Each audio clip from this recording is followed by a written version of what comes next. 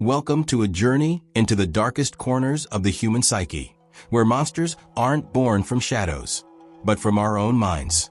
In this episode, Monsters of the Mind, Psychological Beasts of Humanity, we'll uncover the terrifying creatures shaped by fear, guilt, obsession, and madness.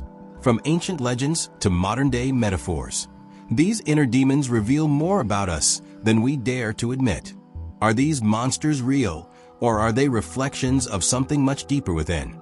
Stay tuned as we explore the haunting truths behind the beasts that live inside the human soul.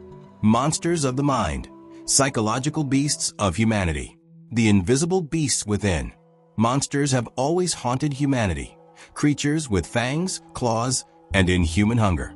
But as the centuries passed and our understanding of the world deepened, the scariest monsters began to change shape. They no longer hid in dark forests or beneath the waves. Instead, they crawled inside us. The true terrors of our age are not born of myth or shadow, but of the human psyche. These are the monsters of the mind, psychological beasts that lurk in thought, emotion, and fear, shaping who we are and how we destroy ourselves. This exploration delves into the unseen horrors that live within us. Fear, guilt, obsession, madness, and the dark sides of consciousness. They are not made of flesh, but of feeling, not ancient but timeless. They haunt our dreams, dictate our choices, and at their worst, turn humans into the very monsters they once imagined. Chapter 1. Fear, the first monster. Fear is humanity's oldest companion. Before language, before fire, there was fear, the primal alarm that whispered danger. It protected early humans from predators and taught caution in a world filled with death. Yet, as civilization grew safer, fear did not vanish. It adapted, transforming from a survival instinct into a psychological beast that stalks our every decision. Today, fear wears many masks: anxiety, paranoia, insecurity. It tells us to doubt ourselves, mistrust others, and hide from what we cannot control. In moderation, fear is useful. It warns, sharpens, and motivates. But when left unchecked, it becomes monstrous, devouring courage and reason. Consider the mass panic that can sweep through societies. Moral panics over witchcraft, the fear of strangers, or the dread of unseen threats. These collective terrors show that fear can grow beyond the individual mind, becoming a creature that drives mobs, fuels wars, and births persecution. The Salem witch trials, the Cold War paranoia, and modern-day conspiracy movements all reveal how fear, once useful, becomes a beast feeding on imagination. Inside the mind, fear stalks the corridors of memory and anticipation. It whispers, "What if?" A simple phrase that can unravel the strongest will. The monster of fear doesn't kill directly. It makes us do the killing ourselves, of our hopes, dreams, and peace. Chapter 2. Guilt, the monster of remorse. If fear is the monster that warns, guilt is the one that punishes. It emerges after the deed is done, after a moral line has been crossed, whether in action or thought. Guilt is humanity's self-created tormentor, a voice that chains us to the past and refuses forgiveness. Psychologically, guilt can be constructive. It guides moral growth and encourages empathy. But when it festers, it mutates into something cruel and unrelenting. Many people live haunted by the ghosts of their own mistakes, real or imagined. In literature and history alike, guilt has destroyed more people than swords or storms. Take Macbeth, tormented by the blood on his hands, or Raskolnikov from Crime and Punishment, whose intellect cannot silence his conscience. Their stories endure because guilt is universal. It is the monster everyone meets eventually. For some, it whispers at night. For others, it screams until sanity collapses. Modern psychology links chronic guilt to anxiety, depression, and self-destructive behavior. It can even manifest physically, tightening the chest, disrupting sleep, and draining vitality. Like a parasite, guilt feeds on emotional energy, growing stronger the more it is ignored. And unlike other monsters, it cannot be slain with weapons, only with understanding and acceptance. Guilt's cruel irony lies in its origins. It is born from empathy, the very trait that makes us human. But when empathy becomes self-condemnation, the heart turns into its own dungeon. Chapter 3. Obsession, the monster of control. Few mental monsters are as deceptive as obsession. It begins as passion, a desire to achieve, love, or understand. But when passion consumes balance, it evolves into obsession, the relentless need to control, to possess, or to know. Throughout history, obsession has been both creator and destroyer. It built great empires, painted masterpieces, and drove scientific discovery. Yet, it also pushed people to ruin. Artists who lost themselves in perfection, lovers who turned affection into possession, scientists who ignored morality for progress. Mary Shelley's Frankenstein embodies this monster perfectly. Victor Frankenstein's obsession with creating life begins as noble curiosity, but transforms into an all-consuming drive that destroys everything he loves. His creature is not the real monster. It's the obsession that gave it birth. Psychologically, obsession represents the human struggle against uncertainty. The obsessive mind cannot bear chaos. It seeks to impose order through repetition, ritual, or control. Obsessive-compulsive disorder (OCD) is one extreme manifestation, but even everyday fixations on success, beauty, or validation are milder forms of the same beast. The true horror of obsession is that it masquerades as purpose. It convinces its host that they are acting rationally, even virtuously, as it drains their joy and isolates them from reality. In the end, the obsessive doesn't control their desire. The desire controls them. Chapter 4. Madness, the shattered mind. Madness has always been feared, misunderstood, and mythologized. Ancient societies saw it as possession. The Victorians viewed it as moral weakness. Modern science treats it as illness. Yet beneath every definition lies the same terror: the loss of control over one's own mind. To lose reason is to lose the self, to watch thoughts twist into nightmares, to see reality melt into illusion. Madness is the monster that blurs the line between the real and the imagined. It is both internal and external, both suffer and spectacle. In literature, madness often reveals truth.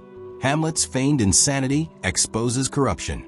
Edgar Allan Poe's narrators descend into madness to show the fragility of sanity. In these stories, madness is not just illness. It is a mirror reflecting the cracks in humanity itself. Psychologically, madness may be seen in disorders like schizophrenia, bipolar disorder, or psychosis, conditions that distort perception and identity. But beyond diagnosis, madness symbolizes a universal fear, the fragility of the mind, the realization that consciousness, the very essence of self, can shatter like glass. We often demonize madness because it reminds us of our limits. It shows that reason, the crown jewel of humanity, can vanish in an instant. Yet, madness also challenges us to question what sanity really means. After all, is a world that drives people to despair truly sane? Chapter 5. The Shadow, the Monster of Repression.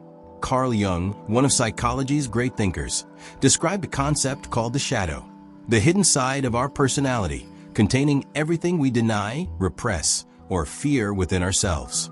It is the sum of our unacknowledged desires, rage, jealousy, and impulses. The more we deny it, the stronger it grows. The shadow is not evil by nature. It is simply everything we refuse to confront. But when suppressed, it can erupt violently, turning ordinary people into their darkest selves. History is filled with such eruptions, atrocities committed not by monsters, but by humans who allowed their shadows to consume them. In everyday life, the shadow manifests in hypocrisy, prejudice, and projection. We see in others what we secretly fear in ourselves. The more we judge, the less we understand that the judgment reveals our own inner monster. Horror fiction often externalizes the shadow as literal creatures. Dr. Jekyll and Mr. Hyde is a perfect allegory. The respectable doctor represses his primal urges until they take physical form as Hyde. The story's lesson is timeless. When we deny our darkness, it gains power. To tame the shadow, one must face it, to acknowledge the anger, envy, or cruelty within without acting upon it. Integration, not denial, transforms the monster into strength. As Jung said, one does not become enlightened by imagining figures of light, but by making the darkness conscious. Chapter 6. Despair, the monster of nothingness. Despair is perhaps the most silent of mental monsters. It doesn't scream or attack, it simply empties. It is the quiet erasure of meaning, the fading of color from the world. Philosophers like Nietzsche and Kierkegaard describe despair as the sickness of the soul, the moment when life's purpose dissolves into nothingness. Unlike fear or guilt, despair doesn't drive us to act. It paralyzes. The person consumed by despair no longer believes in change, hope, or future. This monster thrives in isolation and silence, growing stronger in the dark corners of thought, where words no longer reach. Modern society, despite its comforts, has become fertile ground for despair.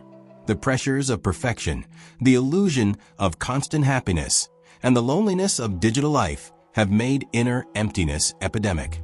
Depression, often misunderstood as sadness, is despair's modern form, an invisible monster that can crush the strongest spirits.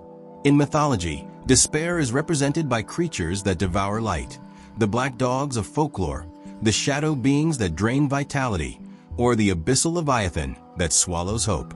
These myths are not exaggerations, they are metaphors for psychological truths. Despair is not a lack of feeling, but an overload of meaninglessness, a drowning in one's own thoughts. To fight despair, one must find connection, human, creative, or spiritual. The monster feeds on isolation, community starves it. In this sense, love, art, and empathy are not luxuries, they are weapons of survival. Chapter 7. The collective mind, when monsters multiply. While these psychological beasts often dwell within individuals, they can also take collective form. Entire societies can fall prey to the same inner monsters. Fear breeds propaganda. Guilt manifests as cultural shame. Obsession drives nations to endless conquest. Madness becomes ideology. Despair transforms into apathy. The 20th century witnessed some of the darkest examples of collective psychological monsters: mass hysteria, totalitarian regimes, genocides, all born from shared delusions and emotional contagion. These horrors reveal that when individuals suppress their inner monsters, societies inherit them in monstrous scale. Social media has amplified this phenomenon. The digital age connects minds, but also merges their fears and obsessions. Outrage spreads faster than understanding. Anxiety multiplies through comparison. Collective paranoia thrives in echo chambers. The monsters of the mind are now networked, feeding on algorithms instead of forests. To confront these societal beasts, humanity must cultivate awareness, not only of external dangers, but of internal ones. Education, empathy, and self-reflection become tools of defense against invisible contagions of hate, fear, and despair. Chapter 8. Confrontation, Taming the Beasts. Every monster, whether mythic or mental, follows the same rule. It thrives in darkness and weakens in light. The beasts of the mind are no different. To confront them, we must name them, study them, and accept that they are part of us. Psychological healing is not the destruction of fear, guilt, or obsession. It is their transformation. Fear becomes caution, guilt becomes conscience, obsession becomes focus. Madness becomes creativity, the shadow becomes self-awareness, despair becomes compassion. The goal is not purity, but balance. This process mirrors ancient myths, where heroes faced monsters not to slay them, but to learn from them. Perseus faced Medusa and gained the power to see truth. Theseus entered the labyrinth and found self-knowledge. In the same way, when we face our mental beasts, we reclaim our humanity. Therapy, art, meditation, and self-reflection are modern equivalents of these heroic journeys. They provide the maps and tools to navigate the labyrinth of the mind, to meet the minotaur within and understand why it was created. The human condition. The monsters of the mind are not signs of weakness. They are proof of our depth. Fear, guilt, obsession, madness, shadow, despair, each is a reflection of consciousness itself. To have them is to be human. What matters is not whether they exist, but whether we let them rule us. Humanity's greatest challenge has never been the monsters of myth, but the monsters of the mind. They do not live in caves or seas. They live behind our eyes. Yet, within that same mind lies the power to confront them, to understand them, and to transform them into wisdom. In the end, perhaps the truest form of courage is not facing what hides in the dark, but facing what hides within. The mind is the most mysterious realm of all, and sometimes its monsters are the hardest to escape. These psychological beasts remind us that fear, anger, and guilt can take shape in terrifying ways, both real and imagined.